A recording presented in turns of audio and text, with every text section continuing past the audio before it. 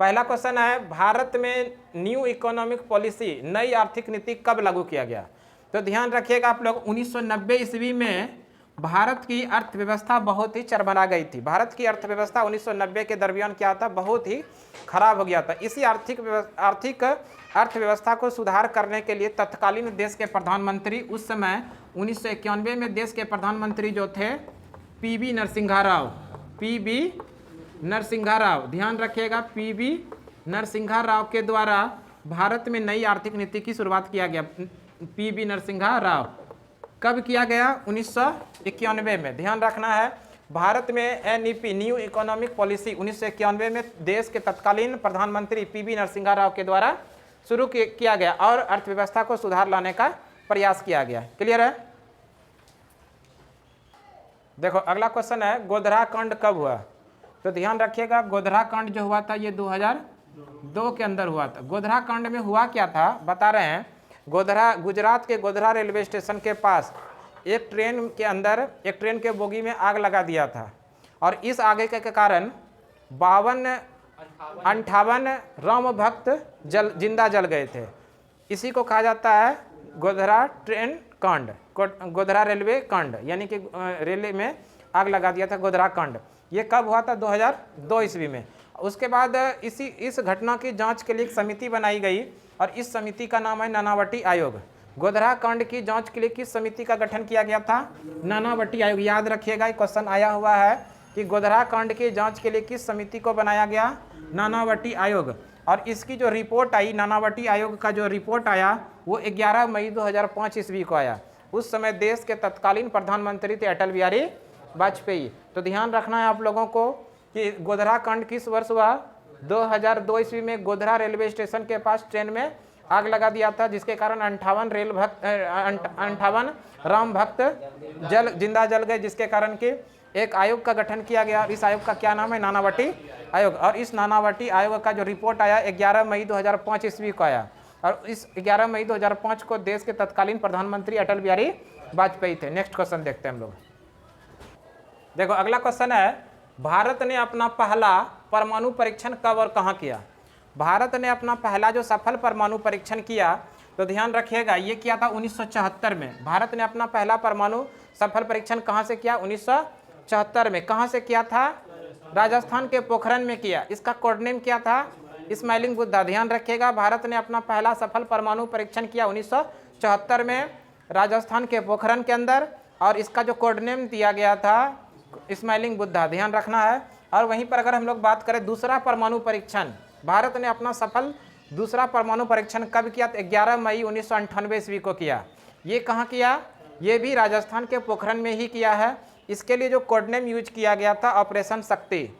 दूसरे परमाणु परीक्षण जो 1998 ईस्वी में हुआ, इसके लिए कोड नेम क्या रखा गया था? ऑपरेशन शक्ति। ध्यान रखिएगा, 11 मई को भारत के अंदर प्रौद्योगिकी दिवस मनाया जाता है।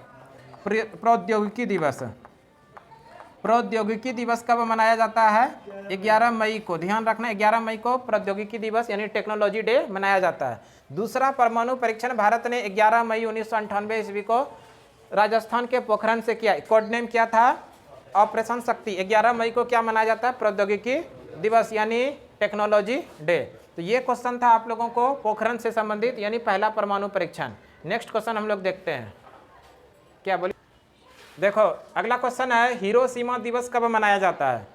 हिरोशिमा, ध्यान रखिएगा, 6 अगस्त 1945 ईस्वी को अमेरिका के द्वारा जापान के हिरोशिमा पर पहली बार परमाणु बम का प्रयोग किया गया था।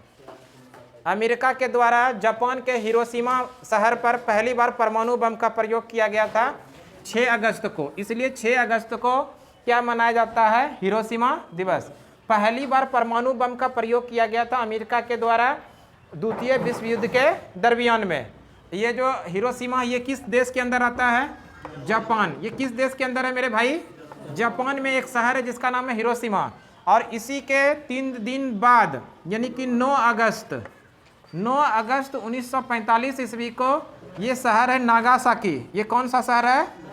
नागासाकी। इस नागासाकी पर अमेरिका ने दूसरी बार परमाणु बम का प्रयोग किया और जाकर के इसके बाद ही जापान ने द्वितीय विश्व युद्ध से आत्मसमर्पण किया था। तो ध्यान रखिएगा, हिरोशिमा दिवस कब मनाया जाता है? 6 अगस्त। हिरोशिमा किस देश के अंदर है? जापान के अंदर है। हिरोशिमा दिवस मनाया जाता है 6 अगस्त। 6 अगस्त 1945 को अमेरिका के द्वारा पहली बार परमाणु बम का प्रयोग किया गया था। किस शहर पर? हिरोशिमा पर। इस परमाणु बम का क्या नाम था? Little boy. और इसी के तुरंत 3 दिन बाद 9 अगस्त 1945 को जापान का एक शहर है नागासाकी, इस नागासाकी पर दूसरा परमाणु बम गिरा दिया और इस परमाणु बम का क्या नाम था? फैटमैन। और इसी के 1 सेकंड बाद तुरंत जापान ने क्या किया? द्वितीय विश्व युद्ध से आत्मसमर्पण कर दिया। तो आप लोग ध्यान रखिएगा, हिरोशिमा और नागासाकी ये दोनों किस देश के अंदर है? जापान। हिरोशिमा दिवस 6 अगस्त को मनाया जाता है, नागासाकी दिवस 9 अगस्त को मनाया जाता है। और पहला परमाणु बम का नाम था लिटिल बॉय, दूसरा परमाणु बम का नाम था फैटमैन। पहली परमाणु बम का, दोनों परमाणु बम का प्रयोग किस देश के द्वारा किया गया? अमेरिका के द्वारा किया गया। क्लियर है? तो ये क्वेश्चन हिरोशिमा से संबंधित और नागासाकी से था। अगला क्वेश्चन हम लोग देखते हैं। देखिए अगला क्वेश्चन है नाटो। नाटो की स्थापना किस वर्ष हुई? नाटो का स्थापना किस वर्ष हुई? नाटो के बारे में अगर हम लोग जानना चाहेंगे नाटो, तो नाटो का अगर फुल फॉर्म की बात करें, North Atlantic Treaty Organization, North Atlantic Treaty Organization, इसकी स्थापना हुआ है 1949 में यूएसए के द्वारा। कब स्थापना हुआ है? 1949 में यूएसए के द्वारा स्थापना हुआ। इसका हेडक्वार्टर ब्रुसेल्स में है।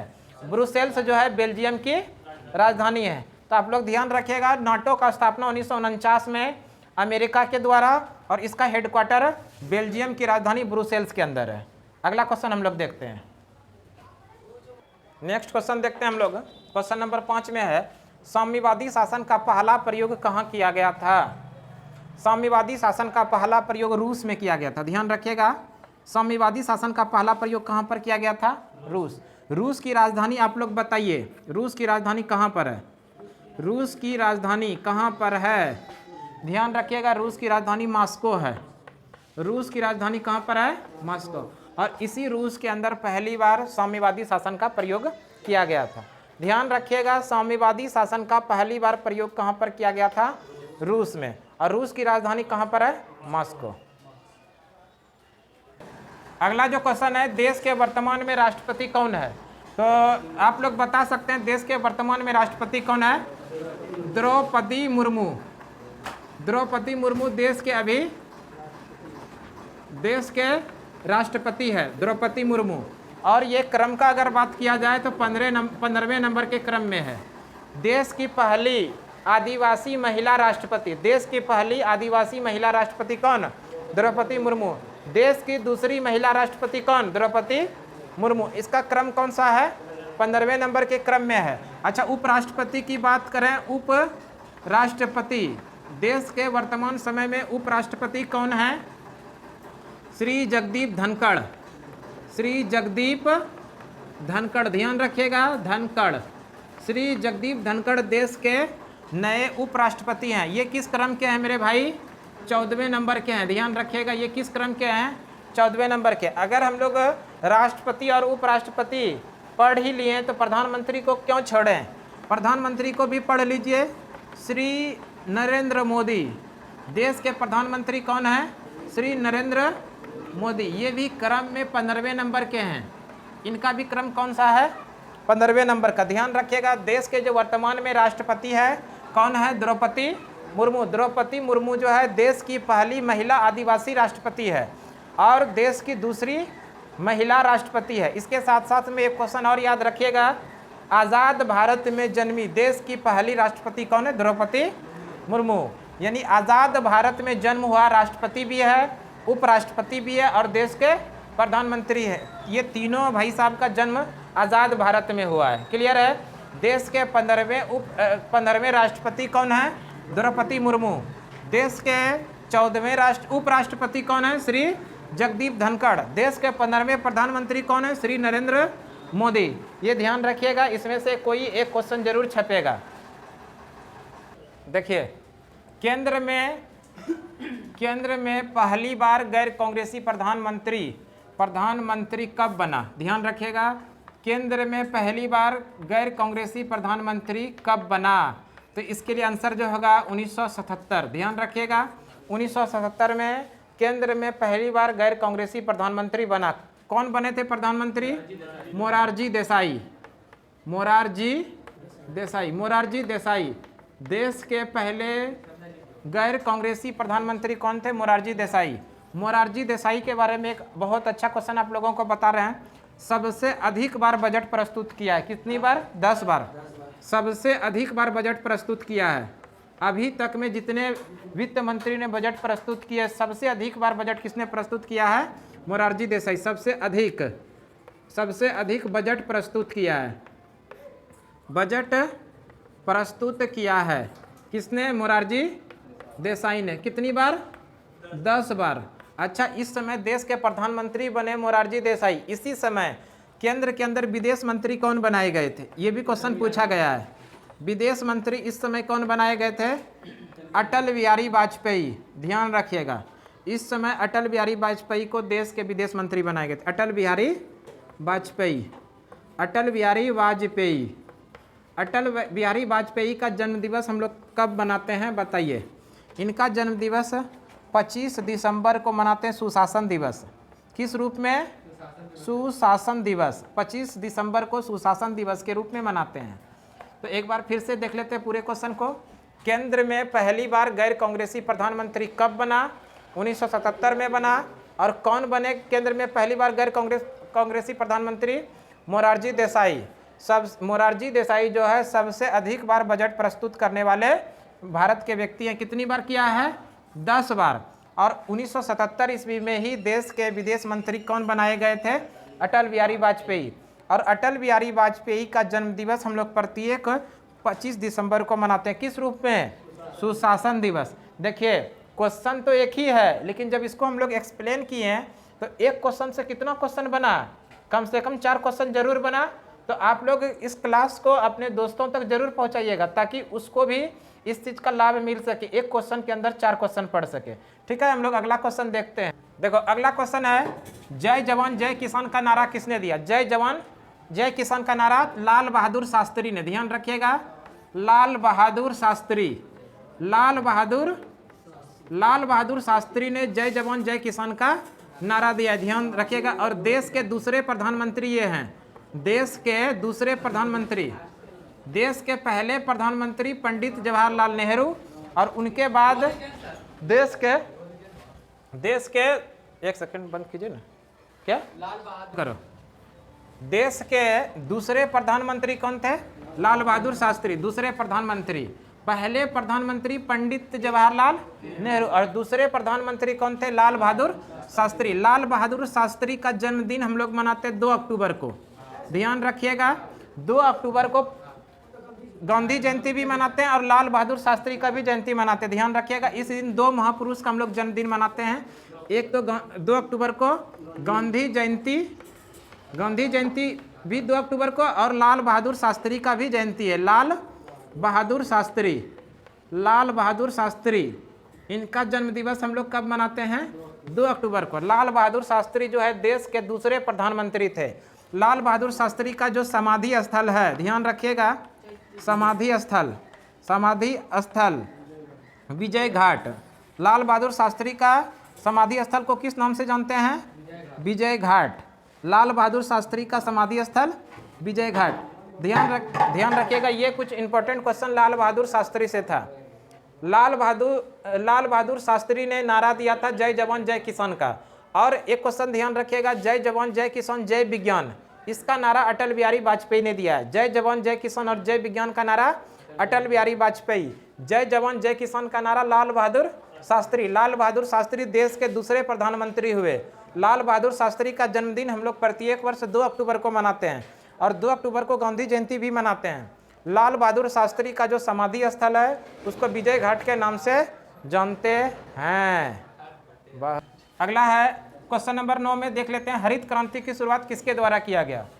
सबसे पहले ये जानते हैं, हरित क्रांति की शुरुआत जो है 1960 ईस्वी में ये विश्व में किया गया था। विश्व में हरित क्रांति की शुरुआत किया गया था नॉर्मन बोरलॉग के द्वारा।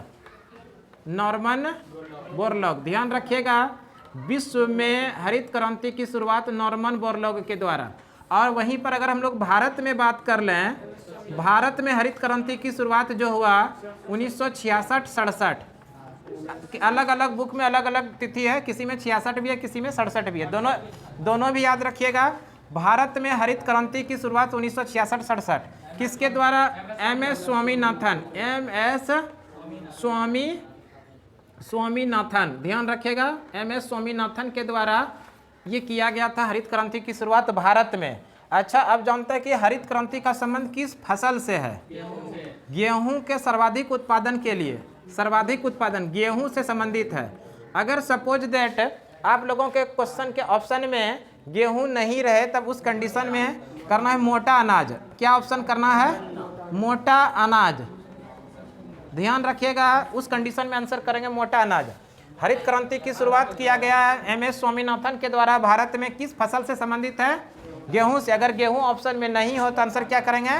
मोटा अनाज। अगर मोटा अनाज भी ऑप्शन में नहीं रहे तो धान रहे तो चावल रहे तो चावल कर देना है हम लोगों को, और या फिर खाद्यान्न रहे तो खाद्यान्न करना है।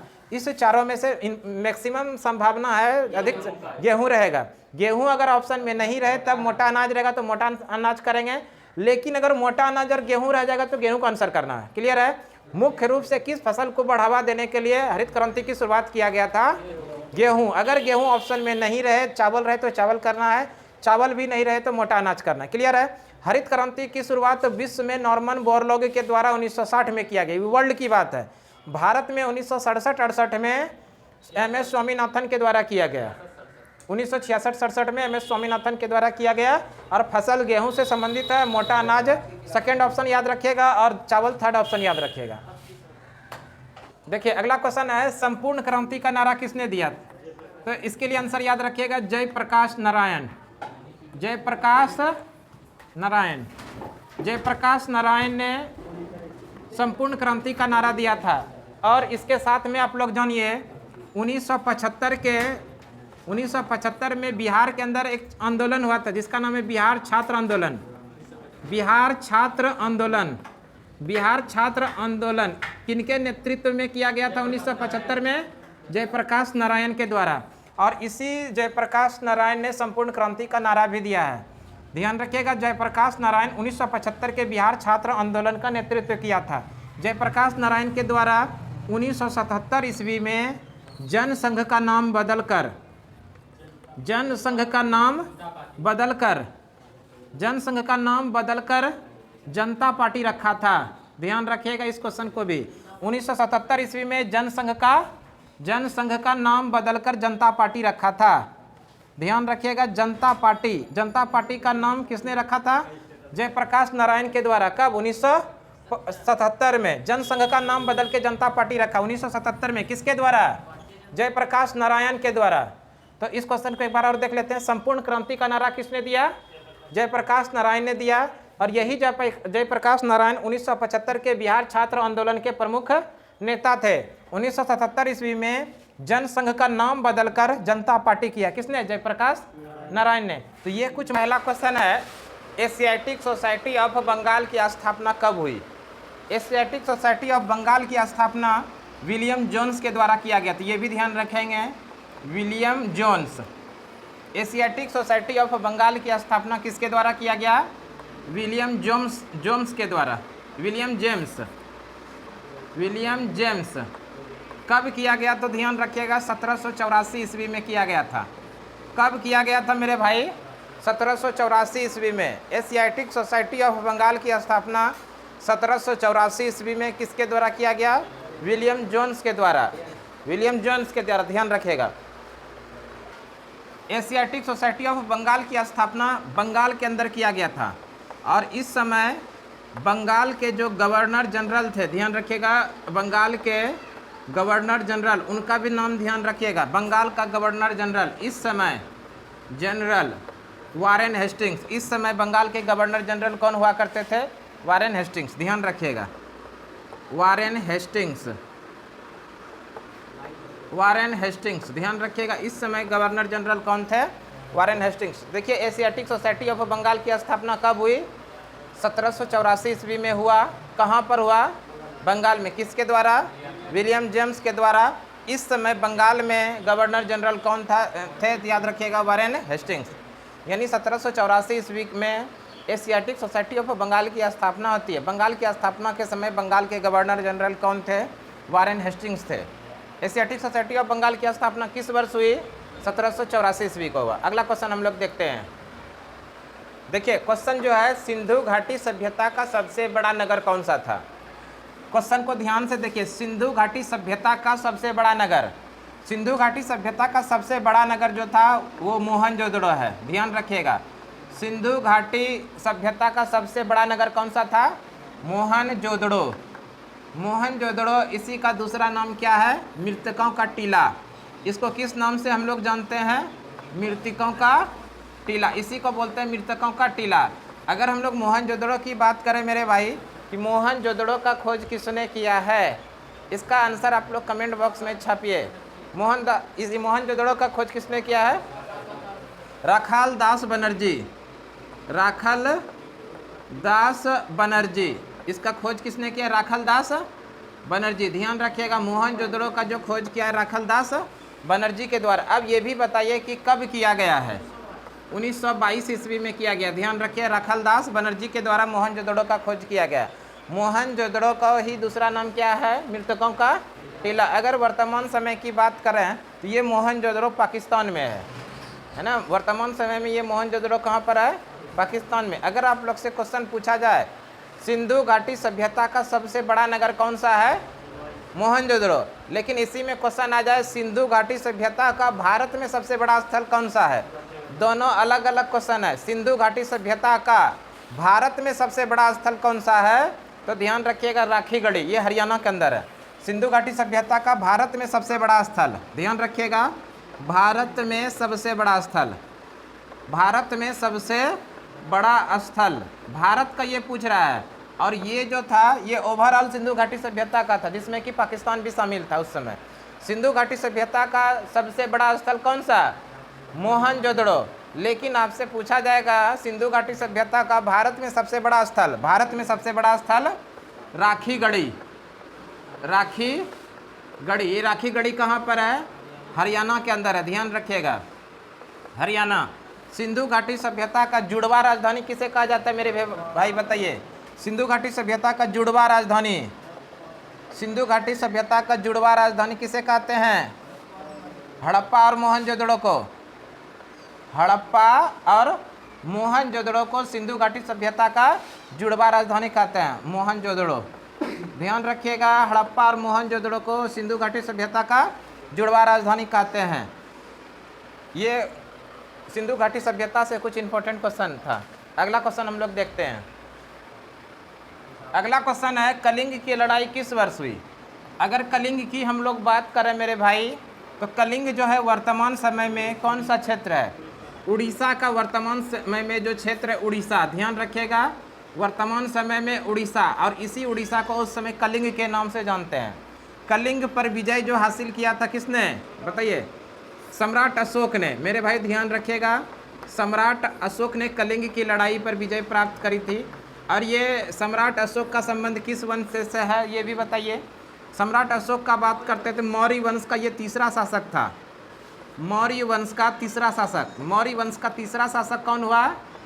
सम्राट अशोक, तीसरा शासक। और सम्राट अशोक ने ही कलिंग की लड़ाई लड़ी थी। कब?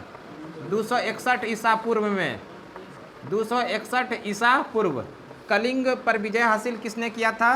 सम्राट अशोक ने। कब? 261 ईसा पूर्व। क्वेश्चन था कलिंग की लड़ाई किस वर्ष हुई, यानी कब हुई? तो ध्यान रखिएगा 261 ईसा पूर्व। ईसा पूर्व मतलब क्या आता है मेरे भाई बताइए? ईसा पूर्व। तो अभी सुनिए ध्यान से कि ईसा पूर्व, ये जानिए कैलेंडर की शुरुआत, क्या कैलेंडर की शुरुआत के पहले ये जीवन नहीं था? बिल्कुल था। कैलेंडर की शुरुआत जिस वर्ष की ईसा मसीह का जन्म हुआ उसी वर्ष कैलेंडर की शुरुआत हुआ है। ध्यान रखिएगा, जिस वर्ष ईसा मसीह का जन्म हुआ उसी वर्ष से कैलेंडर का शुरुआत हुआ है। ईसा मसीह के जन्म के पहले जितना भी घटनाएं घटित हुई है इतिहास में, उस सभी चीज़ों को हम लोग ईसा पूर्व में पढ़ते हैं। किस में पढ़ते हैं? ईसा पूर्व। और ईसा मसीह के जन्म के बाद का जितनी घटनाएं हैं उसको ईस्वी में पढ़ते हैं। यानी कि अभी ईसा मसीह को जन्म होने में 261 ईस्वी बचा हुआ है, तभी जो है कि कलिंग की लड़ाई लड़ी गई थी। क्लियर है? तो कलिंग की लड़ाई कब हुआ? 261 ईसा पूर्व। किसके द्वारा विजय हासिल किया गया था? सम्राट अशोक। सम्राट अशोक ने कलिंग की लड़ाई पर, कलिंग की ये उड़ीसा का जो क्षेत्र है, कलिंग की लड़ाई, ये कलिंग की लड़ाई के बाद सम्राट अशोक ने अपने जीवन में कभी भी हथियार नहीं उठाने की प्रतिज्ञा किया था। ध्यान रखिएगा, सम्राट अशोक अपने 99 भाइयों की हत्या करके गद्दी पर बैठा था, है ना। ध्यान रखिएगा, मगध की गद्दी पर बैठा था और मौर्य वंश का तीसरा शासक था, और इन्होंने ही कलिंग पर विजय प्राप्त किया था 261 ईसा पूर्व। क्लियर है? और सम्राट अशोक ने कलिंग के युद्ध के पश्चात इन्होंने बौद्ध धर्म को अपनाया। किस धर्म को अपनाया? बौद्ध धर्म को। और यहाँ तक बौद्ध धर्म को अपनाने के बाद जो है, बौद्ध धर्म को इतना ज़्यादा संरक्षण दिया कि अपने पुत्र और अपने पुत्री को बौद्ध धर्म का प्रचार करने के लिए श्रीलंका भेज दिया। उस समय श्रीलंका को सिंघल के नाम से जानते थे। कलिंग के बाद जो है इन्होंने एक भी युद्ध नहीं किया, और इन्होंने प्रतिज्ञा ही कर लिया था कि अब जीवन में कभी भी हथियार नहीं उठाएंगे। इसलिए कलिंग युद्ध के बाद इन्होंने बौद्ध धर्म को अपनाया और पूरा जीवन जो है बौद्ध धर्म में ही बिता दिया। क्लियर है? ये क्वेश्चन किससे था? कलिंग युद्ध से था। कलिंग युद्ध किस वर्ष हुआ? 261 ईसा पूर्व। कलिंग जो वर्तमान समय में कौन सा क्षेत्र है? उड़ीसा। सम्राट अशोक जो है कलिंग के पर विजय प्राप्त किया था। सम्राट अशोक मौर्य वंश का तीसरा शासक हुआ। देखो, सबसे प्राचीन का वेद कौन सा है? सबसे प्राचीन वेद के बारे में पूछा जा रहा है, तो ध्यान रखिएगा, सबसे प्राचीन वेद जो है वो ऋग्वेद है। सबसे प्राचीन वेद कौन सा है? ऋग्वेद। अगर वेद की बात करें हम लोग, वेदों की संख्या कितना है? कितने वेद हैं मेरे भाई? तो ध्यान रखिएगा, वेद की संख्या कितना है? 4। कौन कौन सा वेद है? वेद की संख्या कितना है? 4। और उसी में ऋग्वेद जो है वो सबसे प्राचीन का वेद है। वेदों की संख्या कितना? 4। और सबसे प्राचीन वेद कौन सा? ऋग्वेद। सबसे प्राचीन, सबसे बाद का वेद बताइए। सबसे बाद का वेद, सबसे बाद का वेद, इसको भी ध्यान रखिएगा। सबसे बाद का वेद है अथर्ववेद। कौन सा है? अथर्ववेद। और अथर्ववेद को ही बोलते हैं तंत्र मंत्र जादू टोना वाला, है ना। इसको याद रखिएगा, तंत्र मंत्र जादू टोना वाला कौन सा वेद है? तंत्र मंत्र जादू टोना, वशीकरण, इस तरह से जो संबंधित है कौन सा वेद है? अथर्ववेद। अच्छा, भारतीय संगीत का जनक किस वेद को कहा जाता है? संगीत संबंधित है किस वेद से? सामवेद से। ध्यान रखिएगा, भारतीय संगीत का जनक किस वेद को कहा जाता है? सामवेद को। भारतीय संगीत का जनक किस वेद को कहा जाता है? सामवेद। अच्छा, गद्य एवं पद वाला वेद दोनों, गद्य एवं पद वाला वेद दोनों, ये भी ध्यान रखिएगा, गद्य एवं पद वाला वेद कौन सा है? यजुर्वेद। यजुर्वेद, ध्यान रखिएगा, गद्य एवं पद वाला वेद कौन सा है? यजुर्वेद। तो इस तरह से क्वेश्चन था, सबसे प्राचीन का वेद कौन सा है? ऋग्वेद। वेदों की संख्या कितना है? 4। कौन कौन सा? ऋग्वेद, अथर्ववेद, सामवेद और यजुर्वेद। 4 वेद हुआ। इसमें सबसे बाद का वेद कौन सा है? अथर्ववेद। और अथर्ववेद के अंदर क्या कहा गया है? तंत्र मंत्र जादू टोना वशीकरण, इस प्रकार के वेद वाला, ऐसा प्रकार वाला वेद कौन सा है? अथर्ववेद। भारतीय संगीत का जनक किस वेद को कहा जाता है? सामवेद। गद्य एवं पद वाला वेद कौन सा है? यजुर्वेद। क्लियर है? तो वेदों की संख्या कितना है? 4। सबसे प्राचीन वेद कौन सा है? ऋग्वेद। सबसे बाद का वेद कौन सा है? अथर्ववेद। वेदों की संख्या 4। सबसे प्राचीन वेद ऋग्वेद, सबसे बाद का वेद अथर्ववेद। अथर्ववेद को ही कहा जाता है तंत्र मंत्र जादू टोना वशीकरण, इस तरह से संबंधित है कौन सा वेद? अथर्ववेद। संगीत का जनक कौन सा वेद है? सामवेद। और गद्य एवं पद वाला वेद कौन सा है? यजुर्वेद। अगला क्वेश्चन हम लोग देखते हैं। पाटलिपुत्र के संस्थापक कौन हैं? ध्यान रखिएगा, पाटलिपुत्र के संस्थापक की बात करें तो पाटलिपुत्र के संस्थापक कौन थे? उदयन। उदयन, ध्यान रखिएगा, पाटलिपुत्र के संस्थापक कौन थे? उदयन। उदयन जो है मेरे भाई, ये हर्यक वंश का शासक था। किस वंश का संबंधित है ये? हर्यक वंश। ध्यान रखिएगा, हर्यक वंश से ये संबंधित है। हर्यक वंश की बात करते हैं तो मगध की धरती पर सबसे पहले किस वंश का शासन हुआ? हर्यक वंश। और इस हर्यक वंश के संस्थापक कौन थे? संस्थापक, हर्यक वंश के संस्थापक कौन थे बताइए? बिंबिसार। हर्यक वंश के संस्थापक कौन थे? बिंबिसार। ध्यान रखिएगा, हर्यक वंश के संस्थापक कौन थे? बिंबिसार। मगध की धरती पर सबसे पहली बार किस वंश के शासकों ने शासन किया था? तो ध्यान रखिएगा, बिंबिसार ने शासन किया था। और बिंबिसार ने किस वंश की स्थापना किया था?